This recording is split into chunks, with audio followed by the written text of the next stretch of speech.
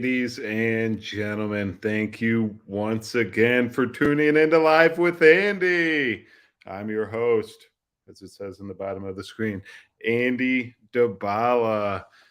We've had a lot of fun things happening in the news today. We got a China, US, Haiti conflict on the rise. I know China agreed to invest $30 billion in Haiti about 7-10 years ago. And the U.S. seems to be sending troops over there right now. And there's on Twitter there's a debate going on if the U.S. is actually on land in Haiti or not. So we're going to be digging into that a little bit. We got a new DOD DTRA video on YouTube. I'm actually not gonna watch that one, Aaron, but thank you for pointing it out.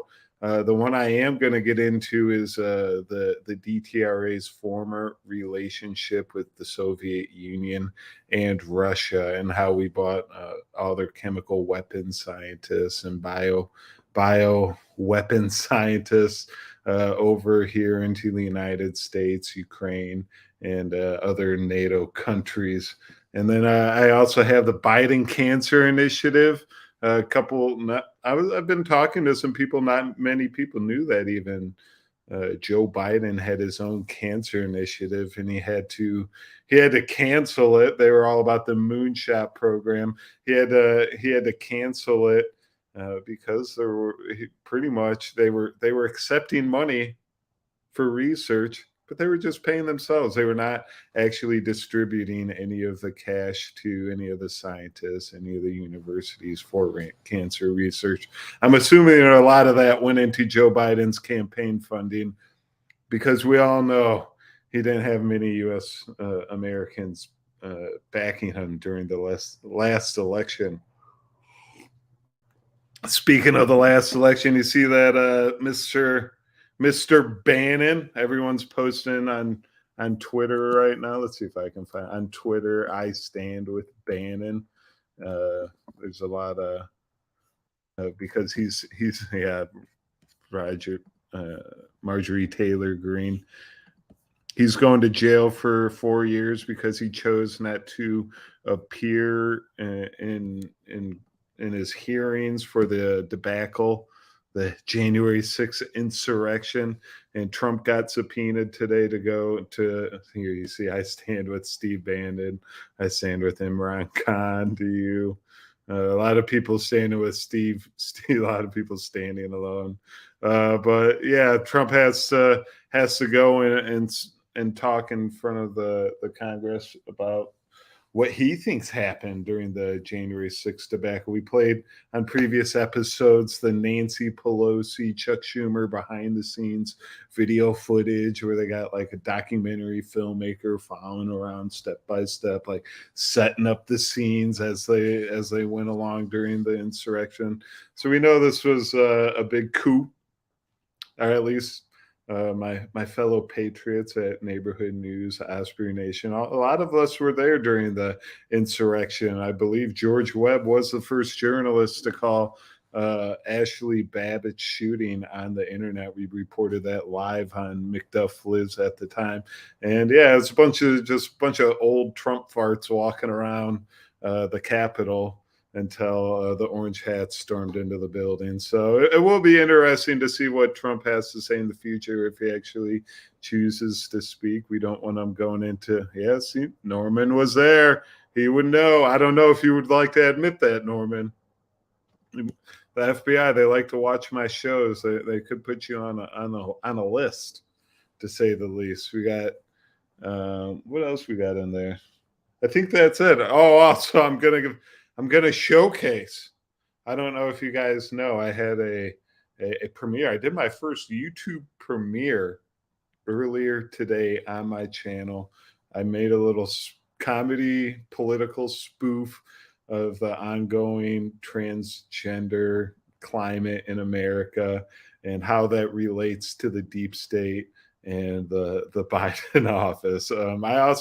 I tried to put some facts in there as we were going along and who I was talking to and what I was talking about. So I tried to be informational in my comedy spoof. I hope I did a good job. I know some people were laughing in the chat. I'll be playing that a little bit later on, but let me say hello to the chat. There's only a couple people in there right now. We got Aaron Adler. Everyone loves Aaron. He's going to get back on the mic here soon from the transgender capital of the United States, Pittsburgh. We got Norman Smith. Howdy, Norman. Thank you for the continued support.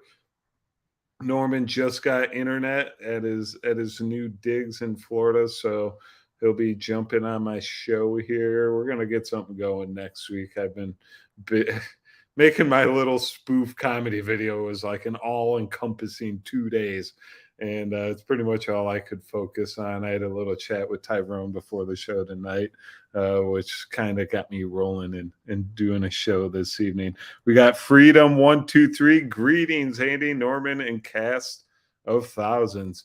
If we want to get to a cast of thousands, you guys, this is very important.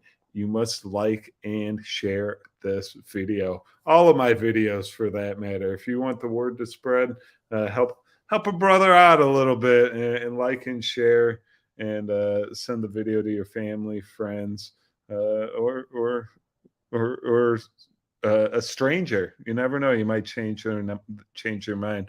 Wendy Sloan. I prefer masculine, Andy. I prefer masculine, Andy, myself, Wendy. But I will say, though, I am a character actor.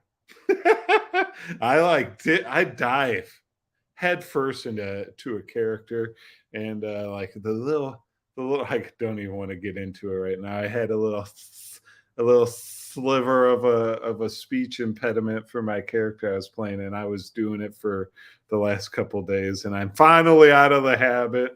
So I just would like to point out to Hollywood, if you need a character actor out there, to send me an email at LIVEwithAndy@gmail.com. Being here, good stuff. Thank you, being here.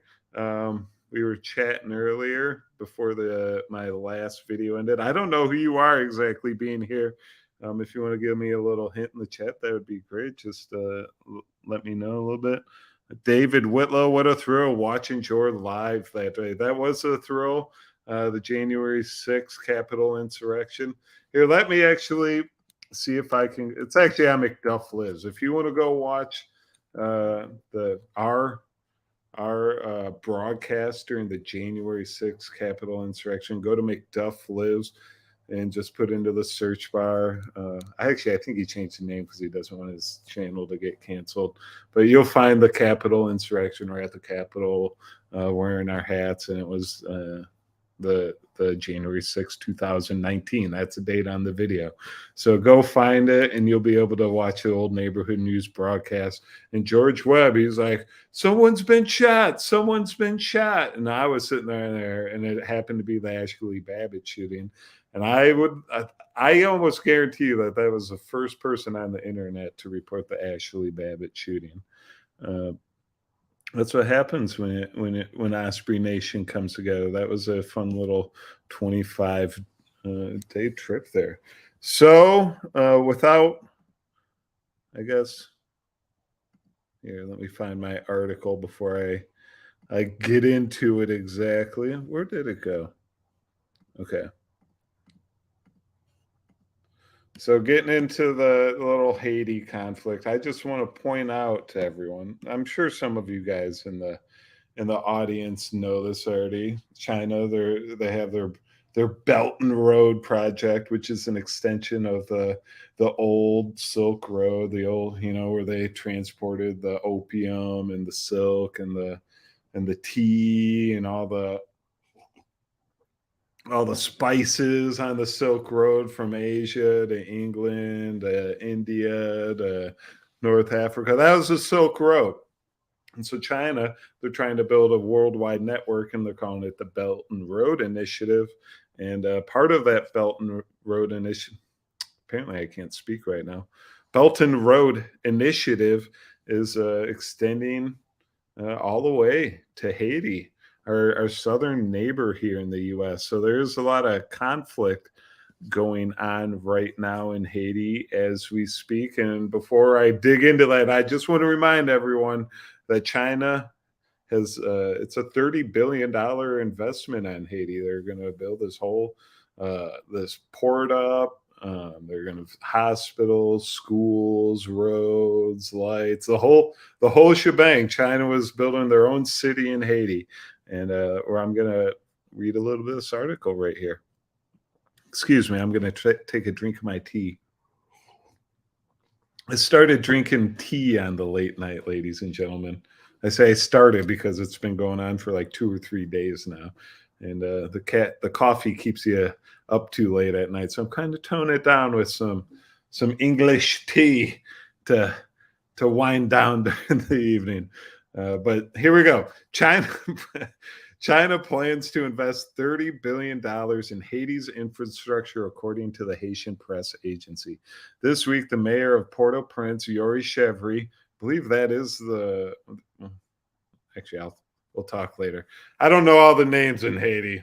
This is we're working on some of my some of my political knowledge, but yeah, part of the reason the U.S. is going to Haiti is their prime minister got assassinated, and the person that was been appointed is supposedly an imposter, aka Joe Biden. So the country's on revolt, and it's a big ordeal. But we continue. This week, the mayor of Port-au-Prince, Yuri Chevry, hosted the signing of an agreement between the Haitian company Bati Ayiti Build Haiti, headed by former Senator Amos Andres, and the Southwest Municipal Engineering and Design Institute of China. The agreement includes the construction of 600 megawatt power plant to electrify Port-au-Prince, the construction of a new city hall, markets, thousands of apartments, and eventually a railway from Port-au-Prince to the countryside. You know, you need to get all the goods that actually China's probably taken all the goods from Haiti. There's a lot of minerals and stuff in Haiti, a lot of precious metals, and they want to build a rail network so they can, you know, take everything, harvest everything, throw it on the rails, send it to the port, put it on a ship. It's back in China. Next thing you know, we got batteries in our new iPhone. The center of thousands of apartments and eventually railway from Port-au-Prince to the countryside. The center, I like how they say from Port-au-Prince to the countryside. It is going to be the other way around. The center of discussion was the reconstruction of the main building of the town hall and the construction of several public contracts on the territory of the commune of Port-au-Prince, according to Loop Haiti. 20,000 workers will begin work before the end of 2017, backed by an initial fusion of $5 billion. So as of 2017, at least $5 billion is there. The Chinese government has a deadline of September 30th, 2017 to unblock the funds. In the meantime, Bati Ayiti, the city of Port-au-Prince, and the partners to continue to work on the recruitment of staff. So I see this One Belt, One Road initiative, part of the Marshall Plan. There we go.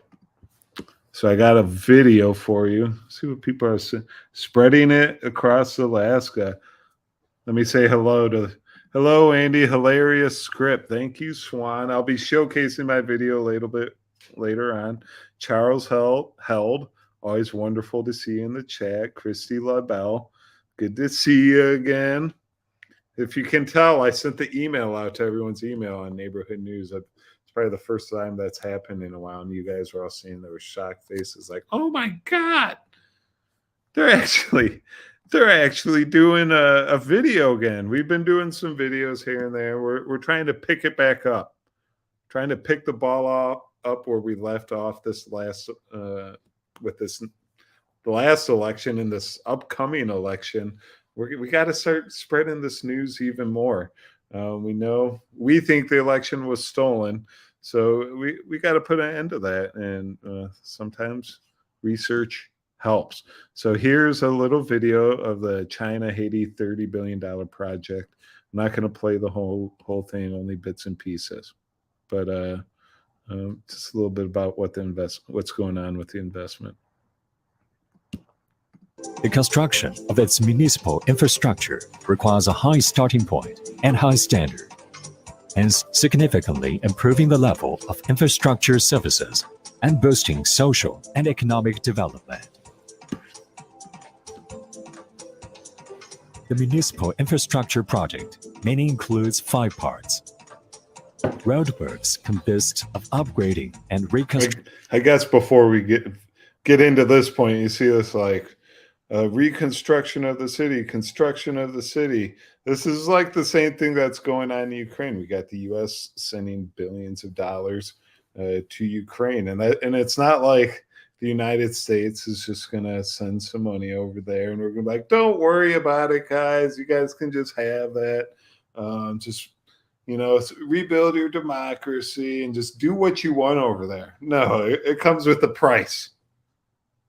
We're gonna have a lot more stake in the game. We're probably gonna have access to like Black Sea and other things. So it's an all-encompassing NATO project. And as you see the NATO's countries encroaching on Ukraine, all the NATO, United States Department of Defense-backed countries encroaching on Ukraine, you see Russia getting pissed off, and now we have a war at hand.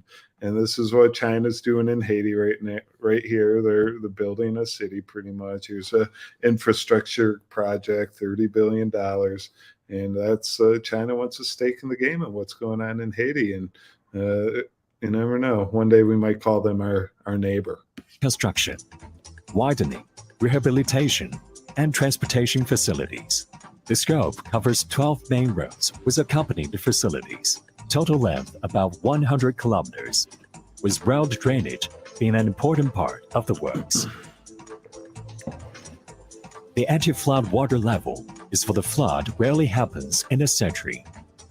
The interception and drainage of the flash flood adopts fortification criteria that can prevent flood rarely happens in 50 years. Rainwater collecting system is designed for storm water rarely happens in 3 years. In trunk pipe, 3,000 cubic meters per day sewage treatment plant to required standard, and then discharged along the river and sea. The new sewage treatment plant will adopt a process flow, pre-treatment, primary waste collection and transfer stations, and various vehicles, timely disposal of garbage, and electronic police system. Meanwhile, it also can provide the citizens with high-quality mobile phone and internet services, etc. So you're going to have China and their WeChat controlling the internet of Haiti. And you see Haiti and the Clintons and all the problems that's going on down there in the past couple of years. There's a lot of arguments of what happened with a lot of the supplies and money that were sent there to help rebuild Haiti after the last tsunami. And, they found treasure troves of supplies and like warehouses years after. And it was like, why wasn't all of this stuff given to the people? They went out without power for months on end, and that led to a lot of issues going on in Haiti. So, China, they probably saw like we could probably take advantage of that right now and slip a little left jab or left hook in there. I don't know. I'm not a boxer, which one you slip in there, but but it's they're trying to encroach on the U.S. territory a little bit, and they're trying to put a stakehold in the worldwide trade game. Because the U.S. corporations and the English banking system, they control a lot of the corporations within China.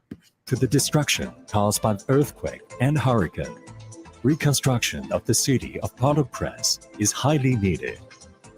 In the planning of the city reconstruction, the new city hall will be the central landmark, which is designed to add more modern flavors and functions on the previous building. to substantially improve the quality of life for people in Port-au-Prince. The regional municipal infrastructure construction is expected to be completed in 3 years, hence contributing to the brilliant future of Port-au-Prince. Let's make Port-au-Prince. So there's a rivalry going on in Haiti right now between the U.S., China, and Haiti. And there's always more to the story than what's really going on. And just to show you just a clip of that I found of what's going on in Haiti presently. Here we go. And this is from Sheba Pushstart on Twitter. So the people of Haiti are saying no to foreign forces on their land. A year and 4 months after the assassination of former President Jovenel Moise, increasing protests against the government and economic upheaval reached its peak with recent doubling of gas prices. So here we go. Thousands of Haitians are standing against their government and telling the U.S. to stay out of Haiti. Non aux Canadiens, non aux Américains. Vous êtes des monstres, vous n'avez pas de solution. C'est vous le chaos, c'est vous les crimes de gangstérisation qui a armé nos frères de les quartiers défavorisés. On October 7th, Haitian Prime Minister Ariel Henry called for foreign intervention to fight. See this on the bottom of the screen, Swan's pointing out. Thank you for actually mentioning that. I found a couple articles. I've been digging into some evidence that China actually has their own police departments in like Ottawa and some parts of Canada. I'll play that after this video. Gang violence. However, there's more to this story than the Prime Minister is letting on. Haitians have been protesting for months over inflation, food prices, and water shortages. But in September, Henry announced a plan to cut fuel subsidies that doubled the price of fuel on the island, which caused protests to escalate. One group even began blocking deliveries from Haiti's main fuel port in protest of the plan. Clearing this blockade is one of the main reasons for requesting foreign troops enter the country. Quand c'est vous-même qui posez, qui mettez problème yo, maintenant, on finit poser problème dans les coins et les recoins du pays. He says, when you are at the root of the problem, you gangsterize the country. There have been massive squanderings of millions. The three powers, legislative, judicial, and executive, no longer exist. As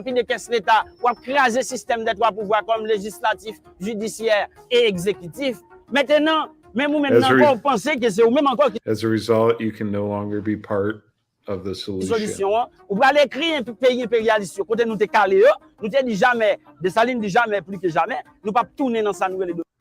The Haitian Revolution leader Dessalines renounced domination. And now you are asking them for military occupation as if it were the solution.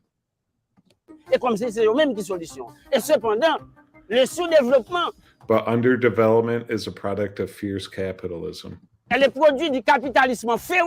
Many Haitians see Henry as an illegitimate leader and have been calling for him to resign. In Haiti, the prime minister is appointed by the president. Former President Jovenel Moïse was fighting to stay in power when he appointed Henry. Days later, Moïse was assassinated. Since then, Henry, with the backing of the US and other foreign powers, has led Haiti with no interim president beside him. The US and Mexico. Doesn't it sound like what happened in Ukraine when they put Zelensky in power? Are planning a UN resolution to authorize an international security mission that would allow foreign forces into Haiti. If forces are allowed to enter, this will be at least the fourth time Haiti is subject to foreign intervention. The US occupied Haiti between 1915 and 1934 and returned from 1994 to 2000.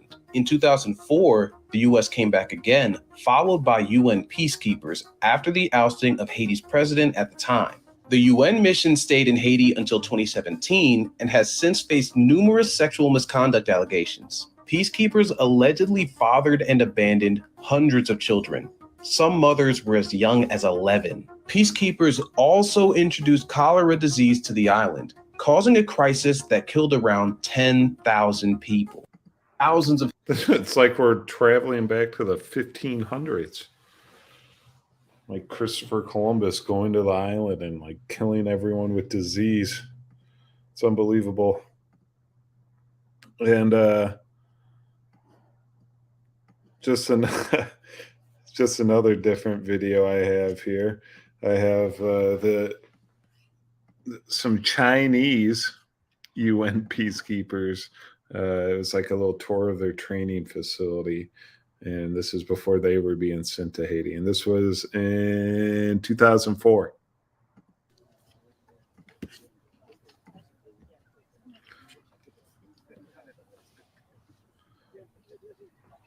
They're showing pictures of the Chinese soldiers wearing the UN blue helmets.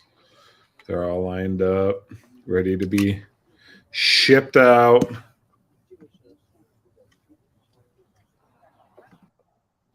Here they're doing some training exercise in the field. 作为我们对对方的这个情况都做了充分的估计，但是呢，都没有什么特别需要担心的。 I got my mom calling me now. I'm guessing she didn't like my little transgender video earlier.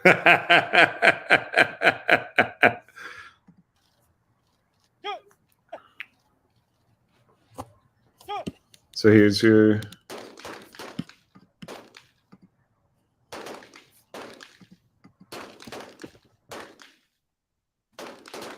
嗯，有危险，但是我不怕危险，我要勇于吃苦。我们每个队员都是这样的。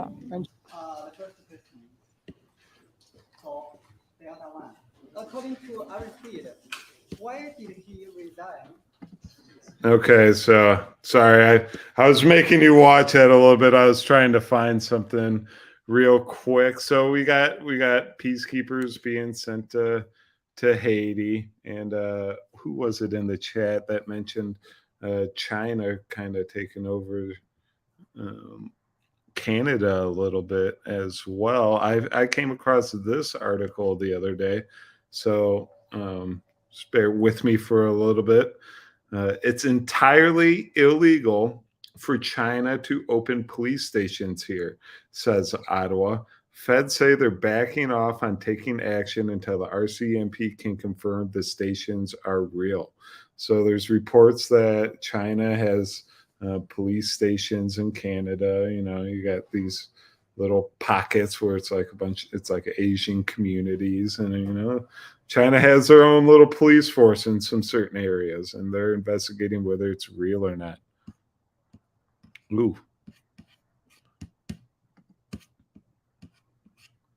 Okay, so federal officials confirmed this week that it would be entirely illegal for Beijing to open police stations on Canadian soil, but that it would nevertheless fit within a pattern of growing Chinese interference in Canadian affairs. The activity that's being alleged, the police stations, would be entirely illegal, totally inappropriate, and would be the subject of very serious representation. So even the fact that this is being talked about, you know, there's smoke, there's fire. Or also, this wouldn't be on anyone's, there would be no talk. Like, there's a reason, I'm in Texas right now, why we're not talking about Chinese police stations being around the corner, because there are none. So the fact that this is being talked about means that it could be true. So the hearing was dominated by recent reports that Chinese law enforcement had opened 3 service stations in the Greater Toronto area. Last month, a report by the human rights group Safeguard Defenders detailed the existence of more than 50 service stations operated around the world by Chinese security stations. So they're saying that there is 50 service stations. I'm going to read that article next, maybe. 3 of them were in Canada, in Toronto neighborhoods heavily populated by Chinese Canadians.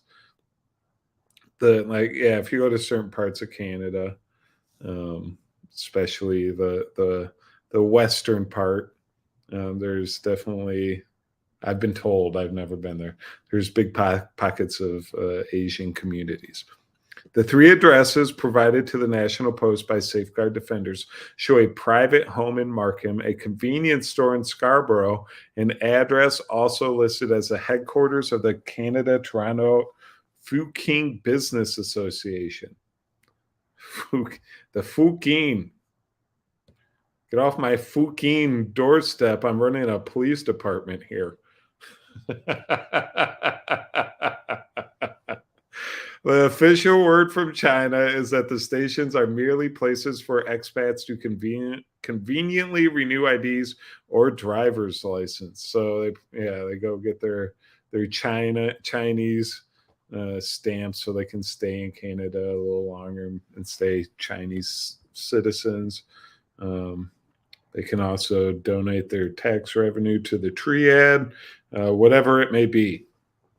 When one such station was discovered in Dublin, Ireland, the Chinese embassy's official explanation to the Irish Times was the pandemic made international travels not easy, and quite a few Chinese nationals found their Chinese ID cards and or driver's licenses expired or about to expire, and yet they could not get the ID renewed back in China in time. So the excuse is during the pandemic, citizens couldn't get their IDs. So China had to start opening police departments all around the world wherever Chinese citizens were. That's what I'm picking up from what this author is putting down.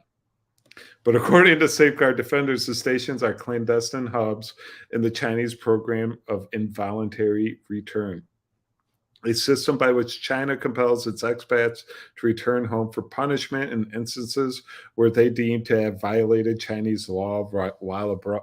So you are saying it is like a police department in some ways. It's like, hey, I guess this does make sense a little bit. If you're like the United States, you send some, hey, you go over to France and they commit crimes in France. It's like you don't want your citizen over there represent your country in a poor way, so you want to send them home. I do kind of bring them home. I do kind of understand that a little bit, but you're also admitting that this is kind of Chinese police stations that arrest Chinese citizens and send them back home to China. And just last year, China sorry, I need a drink of water. I've run out of tea. I'm Queen Elizabeth. Ting, ting, ting, ting. Butler, could you please refill my water? and just too soon. I don't care anyway. And just last year, China. How ridiculous, Queen Elizabeth's. Made me want to barf every time I turned on the news. Oh, the world dominator was so sweet. And just last year, China itself has boasted that 230,000 of their nationals have been persuaded to return on various charges. I'm assuming we've done a lot of research here into the 1,000 Talents program, and that is, China cooperating with foreign countries and sending some of their best students overseas to learn in their educational programs, universities, and a lot of that happened to be into bioweapons. I always say bioweapons because, a lot of gain of function research has happened. So maybe China during this time, during COVID, they see people like us. They're like, oh, there's Andy DeBalas out there. There's Alex Jones. There's George Webbs. There's Aaron Adlers. There's Tyrone's. The Osprey Nation. They're shaking in their boots, So they're like, they're doing all these research. We're finding out Chinese scientists in Canada were shipping SARS samples back to Beijing. We have Ralph Barrick working with Bat Lady in China and UNC Chapel Hill. We got University of Texas. They were training all the scientists in Wuhan and how to run the lab pretty much and monitor everything safely. So there's a lot of US-Chinese connections. So maybe this was just a way for China to get all their people back home so they couldn't be put away into an American holding cell and have a little detective with a notepad there. What were you doing? Hanging out with Fauci, Ralph, and Ralph Barrick the night of September 30th, 2019. None of that was to happen because they're all back out of harm's way in China. So you got Chinese. Oop, I got another. Here, let me just put this one up there.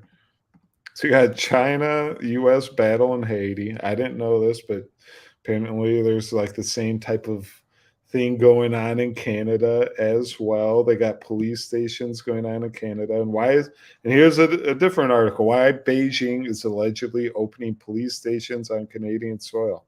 Did I already share that one? Maybe. I'm starting to lose it, ladies and gentlemen. It's getting a little late. But anyway, just, yeah, everyone is battling. It's like a game of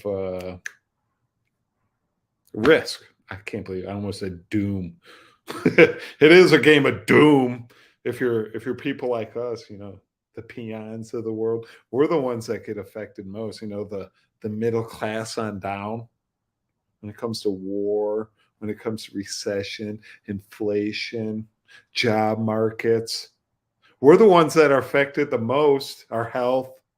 It's not the wealthy elites. No, they're up on their high horses and their white castles in the sky looking down at all of us, playing Risk. Yeah, there's a giant game of Risk going on. You got China battling for their position on the board. Got the United States trying to just solidify their position as the world dominant power with NATO. You know, they're trying to plummet the financial system in Europe at the moment. They're going to have an energy crisis. Who do you think is going to take over? Hey, we got enough money to send to Ukraine. We can throw some your way as well, if you know what I mean. How many Canadian police stations are there in China? Supposedly none. Supposedly none, but the article, according to the article, there was 3. Let me share that in the chat real quick, just so you have it. And according to articles, there's 3, and they have over 50 around the world. Diplomatic immunity, yep. Above the noodle shop. Not sure if it's true. So, are you in Canada right now? Mountie, what are you doing in Canada? Tommy Chung, what are you doing in Canada? What are you doing in Canada? Here, I got to redo your joke, Rick Olson. Mountie, what are you doing in Canada, eh? Tommy Chung, what are you doing in Canada?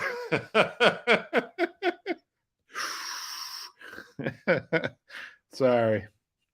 I hope I successfully completed your joke there, Rick Olson. All right, moving on. We're how far in? We're 30 mate. Is it? It is in New York. Oh, that's where the Chinese police station. Let me Google this real quick. Chinese police station in New York.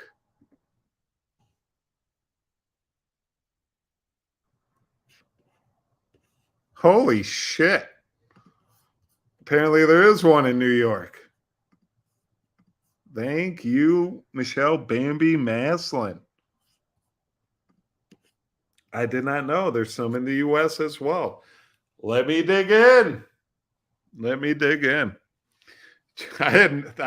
This is what happens every time on this show.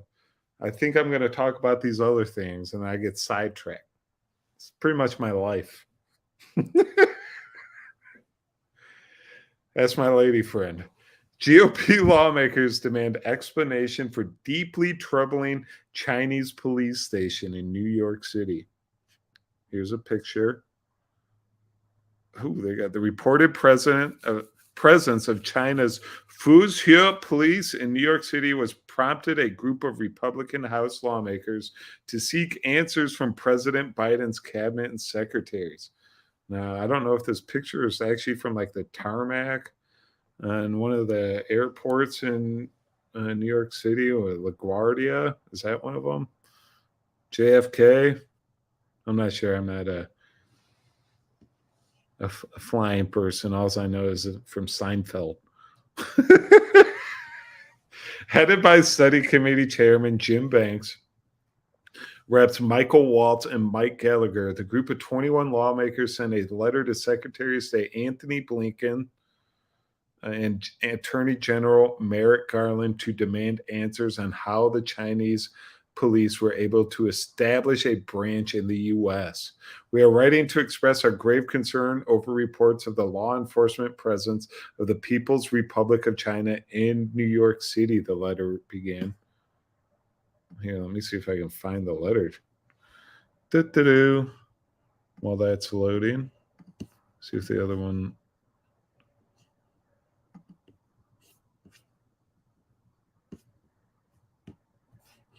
Okay, here we go.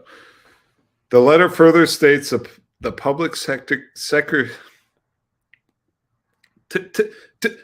today, Andy, the Public Security Police Bureau of Fuzhou, China, announced in January 2022 that it has opened the first batch of 30 overseas police service stations in 25 cities in 21 countries.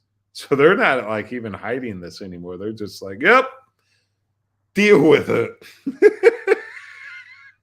And yeah, all under the guise of Chinese citizens needing new IDs. In the United States, the Fuzhou's Police Overseas Service Station is hosted at the American Changeol Association, an overseas Chinese hometown organization in New York City. Human rights NGO Safeguard Defenders reported last month, blah, blah, blah. I just read that stuff. Same things going on in Australia. In a report, the New York Post uncovered that the station in Lower Manhattan is being operated by nonprofit America Changeol Association New York, Inc., a group that has been blacklisted by the IRS. So pretty much they're not allowed to be a company, not allowed to be real. Goes to show you, if you got the government's backing and a lot of cash in your pocket, you can just do whatever the hell you want. Oh, Norman, Wendy and I saw a police car in Florida with Chinese writing on it. Holy moly. They probably had some goods, some bioweapons they were transporting from Gaines of Functionville, Florida, University of Florida, where they like to do gain of function research. They're probably shipping it. They're probably sending it right to the port in Fort Lauderdale and right out to China. Skipping diplomatic immunity. They said it went speeding past us. It was so fast I couldn't take a picture. What harm could it do to have Chinese police stations in America? I don't know. I just seen videos of Chinese of people in China being locked down for months without food. Their bank accounts got closed. They weren't allowed to see their family members. Real socialist torture stuff. What good could it do? Let's see, what else do I have here? I am getting a little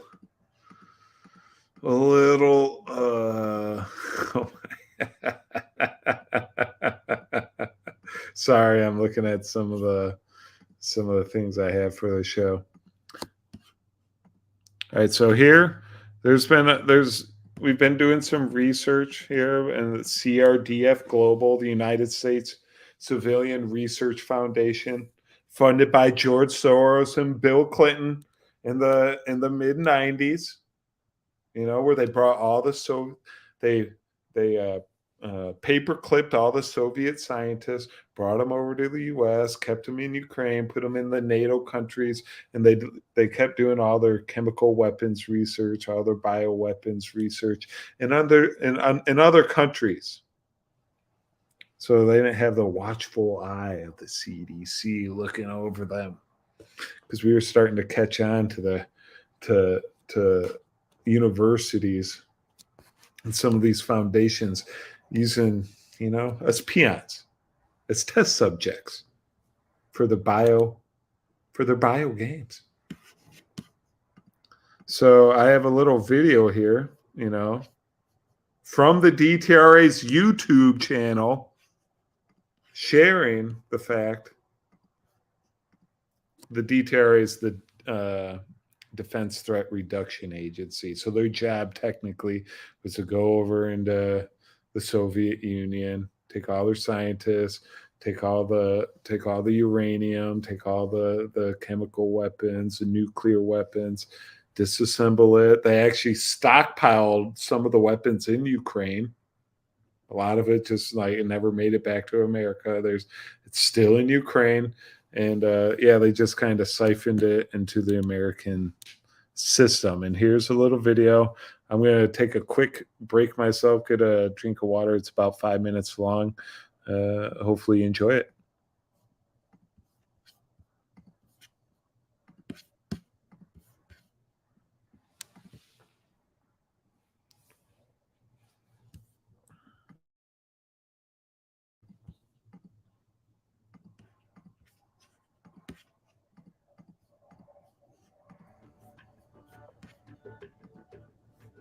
Accusations that can easily be refuted. There is an obvious truth hidden beneath Russia's lies, a truth the Kremlin doesn't want you to know. They don't want you to know that the same programs that Russia today claims spread weapons of mass destruction on its borders were actually designed to cooperatively work with and in the Russian Federation to prevent the proliferation of the country's vast stocks of chemical, biological, and nuclear weapons. Russia has successfully saturated the media with their lies and claims, but it's time we hear directly from the people who worked on these programs with the Russians at that time. After the collapse of the Soviet Union in 1991, the newly created Russian Federation inherited extensive biological weapons stocks and capabilities in violation of the Biological Weapons Convention, and a legacy of proliferation of nuclear and chemical weapons across its territory. Congress directed the Department of Defense to cooperate with Russia and its neighbors to secure the former Soviet Union's WMD arsenal.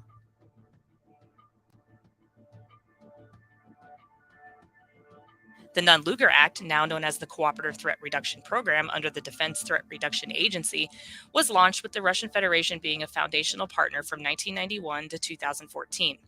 The program was widely successful, from increased security of nuclear weapons to the destruction of chemical weapons, to the cleanup of the anthrax stocks the Soviets left behind at Vaz Island in Kazakhstan, to the redirection of the Russian biological weapons program to peaceful purposes. In this effort, the United States never surrounded Russia. It worked with Russia.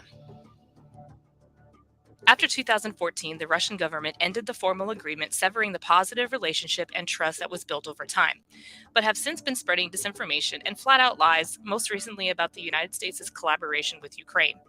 It is time we reintroduce the world to the real history of cooperative threat reduction. Bill Moon participated in one of the first cooperative threat reduction missions in 1992. The first task was to safely transport the Soviet nuclear arsenal out of Kazakhstan, Belarus, and Ukraine, and secure those weapons in Russia. A little story about Ukraine is when we were first trying to get access to the warhead storage sites, one of our projects was to eliminate the former storage sites in Ukraine where warheads were stored. We worked with the Ukrainians and we worked with the Russians on that. It wasn't just with the Ukrainians. We didn't keep the Russians out. We invited the Russians to the table. In developing access, I coordinated with the 12th Guma in Russia and said, one way we could maybe work this is I could visit a former storage site in Ukraine, and we could use that as a model to develop a way, and I could show you that we don't need access to everything or secret stuff in order to verify that the Okay. And I should rewind just that little bit. He's saying we don't have anything in Ukraine, blah, blah, blah. We coordinated with Russia. And then he just talked about, we'll set it up, a secret station in Ukraine. and we'll actually tell you about all the secret stuff we're working on. And it's like, bullshit. No, you aren't. You don't have level Q clearance there, buddy, if you're from Russia. We continue. The construction work is done properly and everything. And they worked with us on that. They granted permission to us, told the Ukrainians it's okay to go there. And so to make statements that are really opposite of that, it really doesn't make any sense. And those of us who work the program know that well, and I wish more people understood it. The United States took unprecedented and historic steps to assist a foreign power to secure and destroy its most dangerous weapons. While Russia is lying about the past and spreading disinformation now, it's time to revisit those efforts through the eyes of those who worked with Russia. To hear their firsthand experiences, visit our website at www.ditra.mil or find us on social media at DOD-DTRA. All right, so you're saying they're not working with Ukraine at all? It's all just, oops, sorry.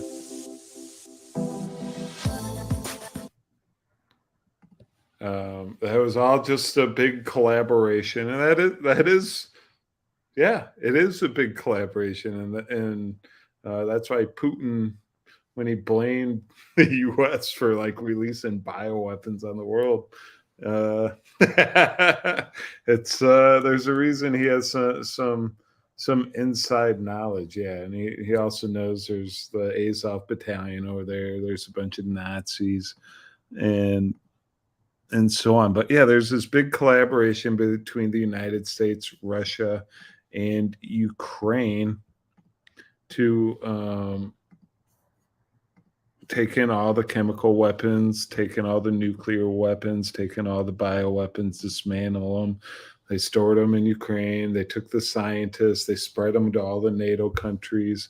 And after you see this happening, you see like George Bush and Bill Clinton, we start forming these like bio warfare committees. And next thing you know, a couple years later, there's an anthrax breakout in 2001. And then we start getting Ebola breakout and Marsburg and Zika and then SARS. And it's like, none of this stuff really happened until this partnership was formed between you three countries, the former Soviet Union, Ukraine, and the United States. So yeah, why are you considering it disinformation if we're all looking into this and trying to figure out what's going on, especially when there's hard evidence proving the fact that you guys have collaborated together? I have done some work in the past couple episodes into the CRDF Global, and as you can see here, they're being celebrated with this US-Ukraine Business Council. The CRDF Global has been congratulating Ukraine on getting the billions of dollars in their infrastructure deal. If you guys haven't seen my previous shows, here, I'll just read this real quick. It's a nonprofit. So CRDF Global launches new corporate brand inspired by people, driven by science.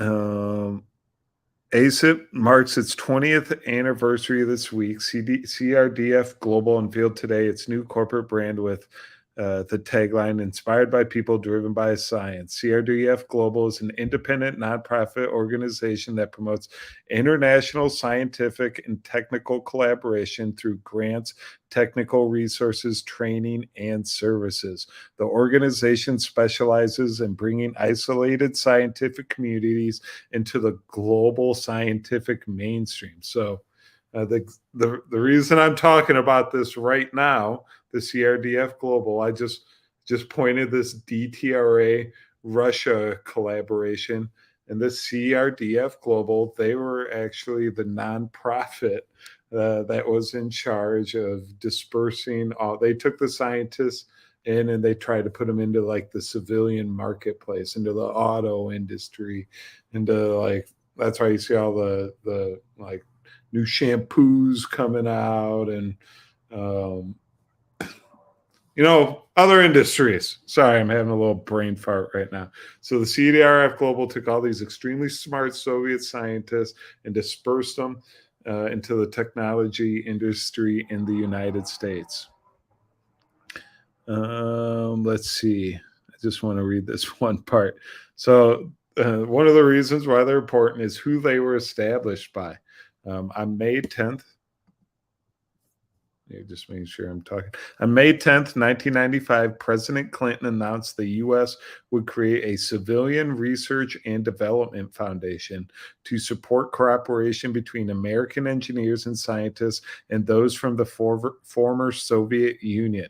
CRDF was established by the NSF under a congressional authorization and was funded by a $5 million gift from philanthropist George Soros, and a $5 million matching contribution from the Department of Defense. So this is a collaboration between the Department of Defense, George Soros, Soviet scientists, and Ukraine. This initial funding supported basic and applied research efforts, promoted development of market economies in these Eurasian countries. So since its founding, CRDF Global has been responsible for almost 7,000 grants, engaging over 12,000 scientists and representing more than $200 million in total support. Over 50 equipment and education centers established in 8 countries. Over $43 million leveraged in contributions from foreign government and U.S. industry. More than 2,000 individual projects valued at over $300 million facilitated on behalf of over 200 clients. And just, you see that 7,000 grants? It's like 3,500 of them were awarded in Ukraine, in the biolabs in Ukraine. So a lot of this money, sorry, I'm trying to read at the same time. A lot of this money went into our bioweapons research. So I have here just another thing. We like to dig into the Bidens and Ukraine, and we all know how we got the special prosecutor fired over there. So here, and this is in 2015, Conference on Biosafety of the American Association of Microbiologists. From February 8th to February 12th, 2015, Ukrainian delegation, which included representatives of the National Academy of Agrarian Sciences of Ukraine, Institute of Veterinary Medicine, NAS, and State Research Institute of Laboratory Diagnostics and Veterinary Expertise, took part in the American Society for Microbiology, Biodefense, and Emerging Diseases research meeting in 2015. And if you also look here in the picture, meeting with the DTRA, the Defense Threat Reduction Agency, who we just showed in that video. This is the CDRF, by the way. And subcontractor science, Hunter Biden's Metabiota. And this is for the United States, setting up the United States biodefense system. So you can click on the article and they dig into it a little bit more. And in this meeting, I'm not sure if I can find, I didn't know I was going to talk about this actually, so I'm not quite prepared with my articles on this one. But in this meeting, they talked about SADS and how that could transmit from pigs into humans. And one of the other things they talked about was SARS. So Metabiota, CDRF Global, the DTRA all had a meeting inside the United States in 2015. And they also had a meeting in 2018 about our biosecurity. One of the things they also set up here, one of their main points of research, CDRF Global,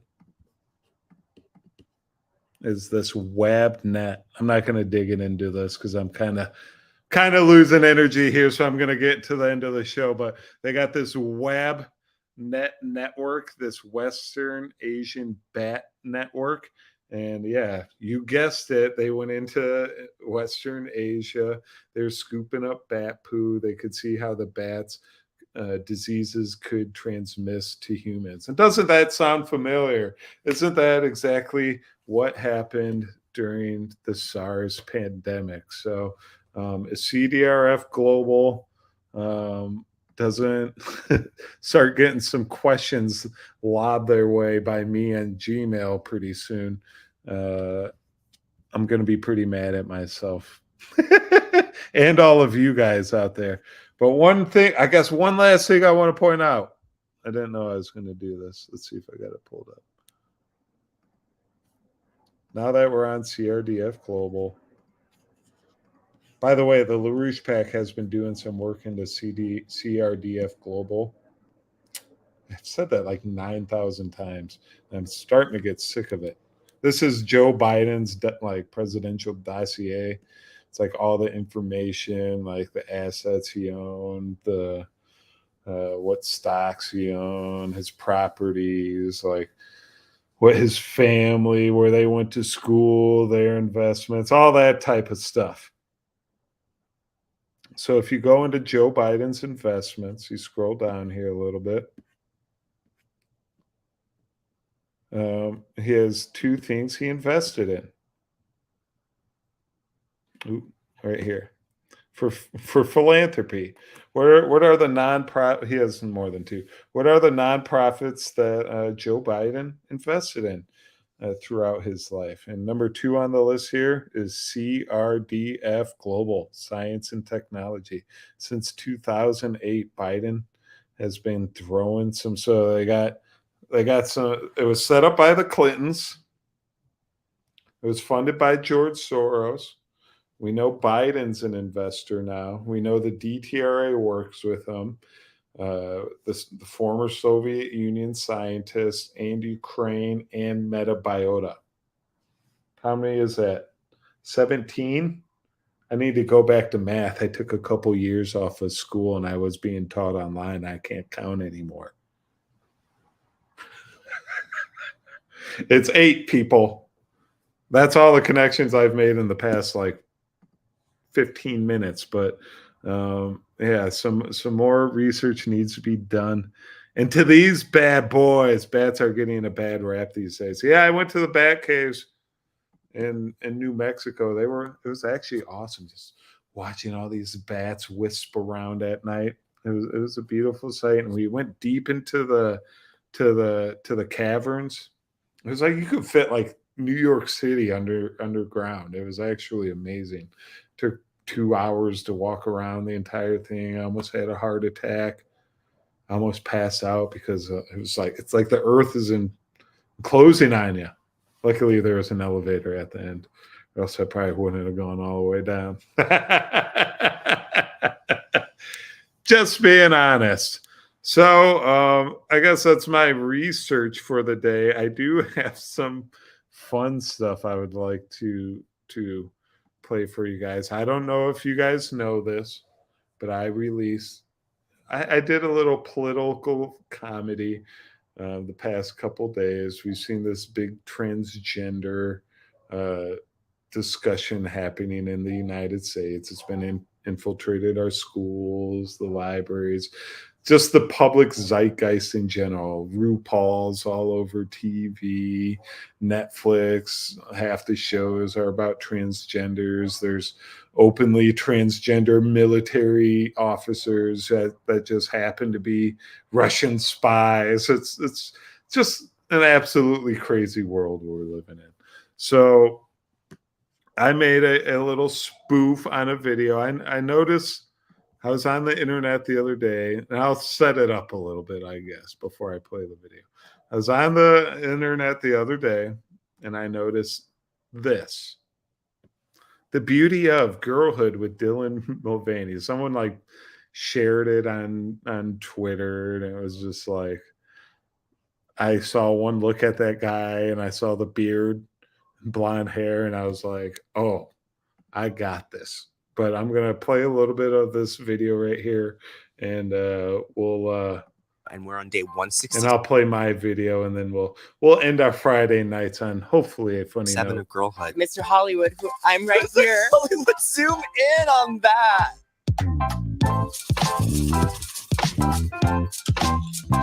Hi, friends. Welcome to the Beauty of an Ulta Beauty podcast, where we talk with the pioneers who are helping us redefine what beauty is and where it lives. I am David Lopez, and I've had many titles in my life. I've been called many things. Beauty content creator, celebrity hairstylist, gender fluid hottie. But today, He, him, they, them. I am your host. Today's guest has gone viral with her TikTok series, 100 Days of Girlhood, which I guess now is just Days of Girlhood. And I will say his outfit is fire. today we're on 167. Welcome, Dylan Mulvaney. Hello. All the joy. Oh, I'm just so happy to be. We've been following each other for a long time. Yeah. Okay, I'm not going to play this whole thing for you guys. But just to let you know, Dylan Mulvaney, she's been making her rounds just today. I did not know this actually, but she's been making her rounds today at the White House. Being a girl, I'm in Washington, D.C., and I'm going to the White House to speak to the President of the United States. You know that phrase, I fear I may have girl bossed too close to the sun? Well, that's how I feel today, because I get to sit down with Joe Biden and now this news, and I get to ask him a few questions. First of all, you know that phrase, I may have girl boss too close to the sun? Absolutely not. I've never heard that in my life. Pretty sure you just made it up. We continue on Dylan Mulvaney's trip to the White House. Questions surrounding trans issues in the United States and talk to him about my transness. And I really just want to represent my community the best that I can. And you know what? As silly as I am on here, I'm ready to step up and show Nina that trans people will not Jankovic. go anywhere. And that trans kids, they deserve a fighting chance to be their true selves. Okay? Oh my God, I'm running late. Let's go. And y'all are obviously wondering what I'm going to wear to meet the president. Here you go. It's the trans flag colors. Cute, right? It's the heels. Okay. You're going to be great. I love you. Let's go. So will Brandon try to sniff their hair? That is a pretty good one. Pretty good one. Come on. Do you think I just knock on the front door? Let's go. Now just keep in mind how outrageous this is. Because when I play you my video, you're going to think, Andy is being absolutely outrageous right now. Like, what's going on in his life? Does he need to see a psychiatrist? That is what you're going to think when you watch my video. And I'm doing a comedy spoof. That's like the point I'll be trying to make with my video. Looking for the president's dog. Our queen. Love you. I love you. We're about to go. Is there anything in my teeth? Leaving on cloud 9. The President of the United States gave me a cookie.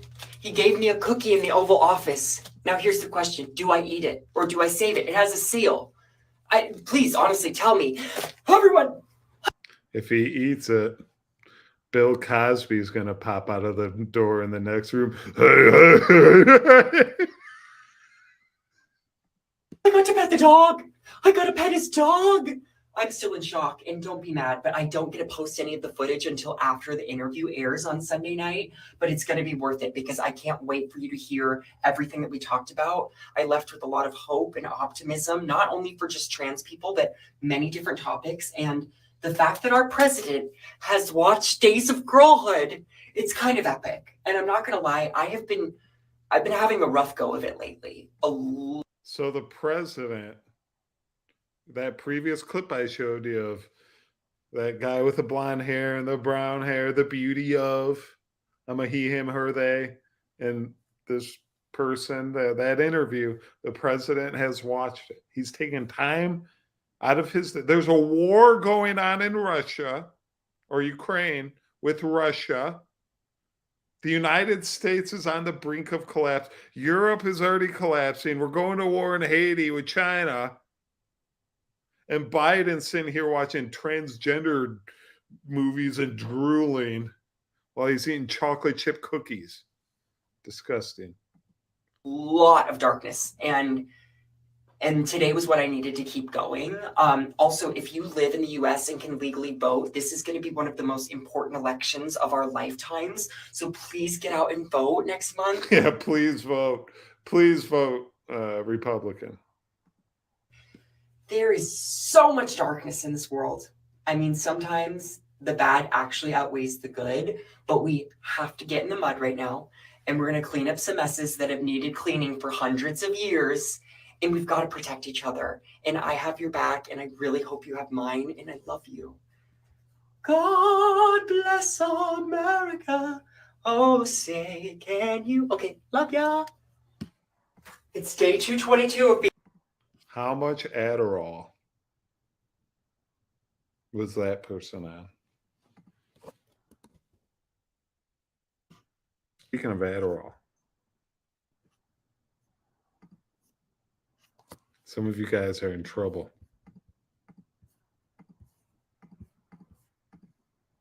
They announced a shortage. So you guys, you better buck up. Drink coffee like a man. Know what I mean? So you don't become a woman like that chick. All right. So you guys see the ridiculousness in what that was. Now I'm going to play you my rendition of that video. And then we're going to end the night. I hope you guys enjoy it. It may be a little too far. You guys are going to be like, Andy, please go see a doctor. Get on some medication. You guys are going to be praying.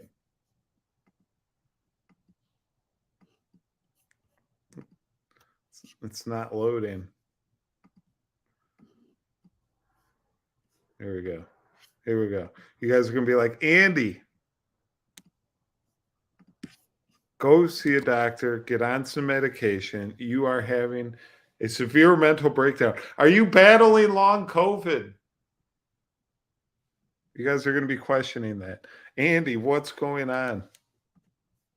I tell you, that's kind of the point. And also, one of the things, I wanted this to be funny. I wanted it to be lighthearted.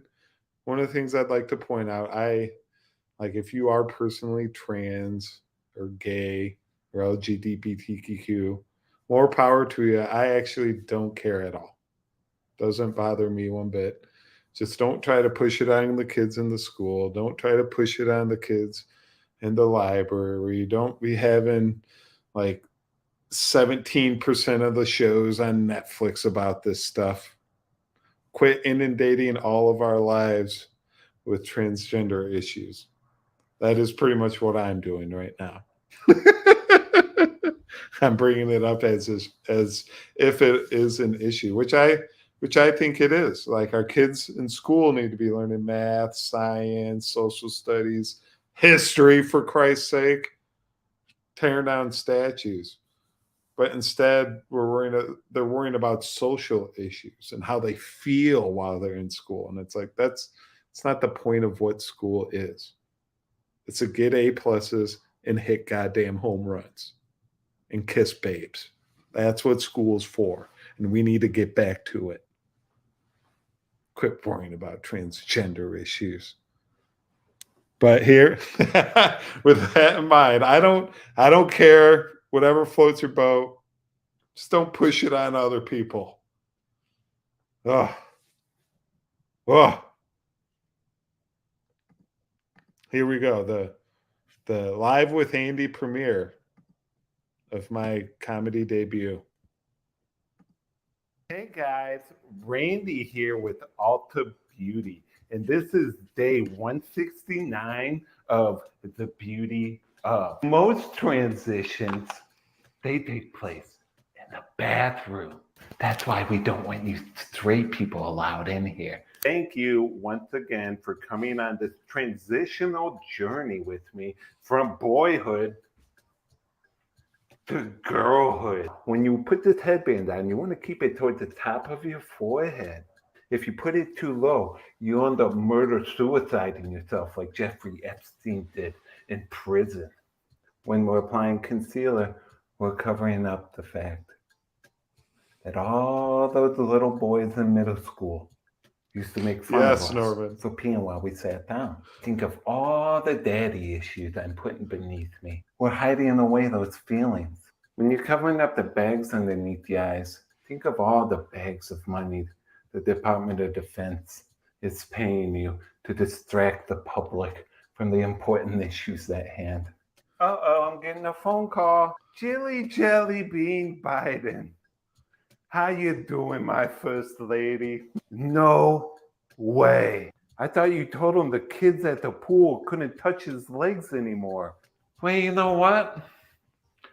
I have been feeling a little bit different since I took that booster shot, now that you say something. It's not fair that I'm the only one that both Bill and Hillary are attracted to. I'm not sitting next to either of them on the DynCorp flight to Epstein Island. You know I got Common Pizza on speed dial. Yeah, Podesta's probably hanging out there anyway. I need 16 redheads sent to the White House. 16 pepperoni pizzas sent to the White House and go to the back door, if you know what I mean. Fuck you, Dad. You never supported me when I was on the cheerleading team.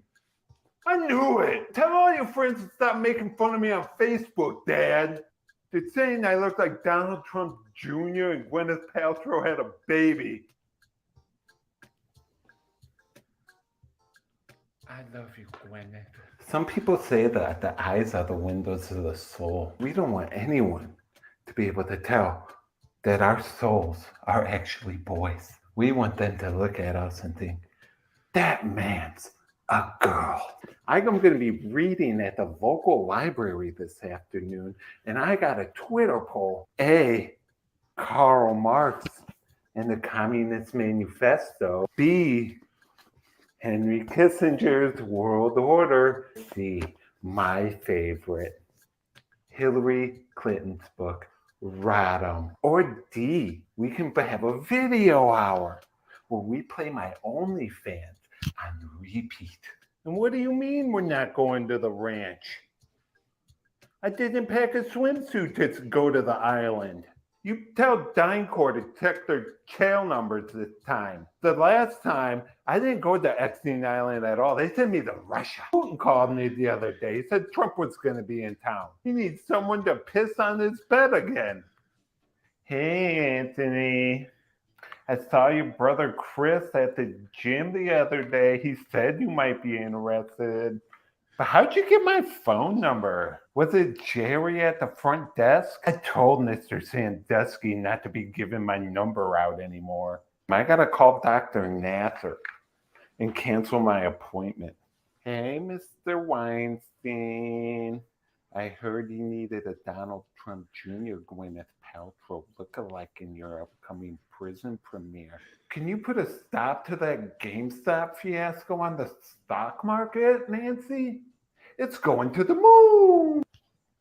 Yeah, I just won a scholarship to the Yale women's swim team. Now, Anthony, you're not going to go She-Hulk on my ass. I'm going to go She-Hulk on your ass. I'm so ugly. No one's going to think I'm pretty. I'm it! You tell Zelensky that he better be on that plane with Kolomoisky from Ukraine. Enough money from the Defense Department to fly the whole Azov battalion. When applying mascara, you like to think that you're going on a masquerade ball with a boy. You tell Fauci to bring the AIDS and the SARS samples on the boat from China with him with Barrick and Bat Lady. Ooh, no, Mr. Zuckerberg, quit touching me there. Starting to blush. Now, this is just a personal choice of mine, but I like to put earplugs in so I can hear anyone laughing behind my back as I walk around in Target. Tell Mom to quit drinking so much wine. How's my first lady doing? Did the school board call you for my recommendation in becoming principal? I got a lot of new ideas I want to teach the kids next year. It's not fair. Is this the CIA? I think they report a problem. There's this guy named Alex Jones. He keeps following me around everywhere. Can you get rid of him for me? Now that we're out of our bathroom and our transitional journey is complete, I just want to thank Ulta Beauty and all of you guys for the support. Everyone but my parents. But don't forget, guys, we got an exciting show coming up next week where we take a visit down Snipsitten Lane and become a real bona fide woman. This video is brought to you by Manga. Make America not gay anymore.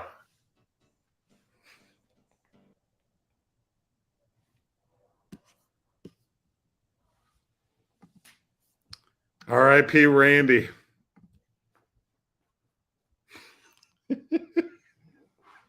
R.I.P. Randy. He died suddenly of myocarditis. You know, he was a healthy young male on the women's swim team at Yale. Don't take the booster shot. I will say that. I hope you guys realize the ridiculousness in that. And kind of felt what I'm trying to portray and what's going on in society. You know, how ridiculous all of this is. Does Randy have a sister? I don't know. Talent? Who knew? LOL. Who knew? That actually took me like 20 hours. I had to write it. I had to film it. And I had to edit it. And then I had to have the music in the background, then all the little touch. I had to try to add facts on the screen. I was going to try to make my points a little bit more. You know, Hunter Biden, when I'm talking on the phone about Zelensky and Kolomoisky, I'm on the phone with Hunter Biden. I try to mention DynCorp a couple times. You know, you got Epstein and the DynCorp flights and diplomatic immunity. Try to mention that a couple times. I hope you guys thought it was funny and a bit educational. But I appreciate you guys. It is on my my YouTube channel. Make sure you give me a you are actually, not everyone's on my YouTube channel right now. Some of you are on Facebook, Rumble. You can follow me on Twitter at LivewithAndy. I post a lot of research on there. And you can find me on my YouTube channel at LivewithAndy as well. And that video right there is behind the scenes with Randy, Ulta Beauty. If you want to rewatch that again. I enjoyed making it. I hope you guys enjoyed watching it. And make sure you walk out when you see one of those Chinese police embassies in your neighborhood. We see them in New York, Canada, Ireland, spreading across the world. So watch out for your Chinese police stations. And yeah, don't forget about the collaboration with CDRF Global, the DTRA, the Soviet Union, Ukraine, all the BAT research they did, all the SARS research they did, the storage of the nuclear weapons, the chemical weapons, and the disbursement of the Soviet scientists into the NATO countries, the United States, Ukraine, Kazakhstan, and more. We will. I believe I'll be doing a video Sunday morning before football. The reason I'm giving you this hesitant look, is because I am not sure. But Monday, for sure, there will be a show. I'm going to be doing more regular shows. So make sure you give me a like, you give me a share. Tyrone and I are going to be updating neighborhoodnewsstudio.com as we go here. And make sure you guys just keep following us. keep supporting us, keep us going, keep the lights on. Every person that I see in the chat, it just makes me, every time I do a show, like one more person in the live chat, 2 more people in the live chat. If we can keep that momentum going, maybe a couple months down the line, I'll have like 10 people in there. But all right, have a wonderful evening. Have a wonderful weekend. Go Buckeyes, go Browns, and all the rest of your football teams can suck dirt.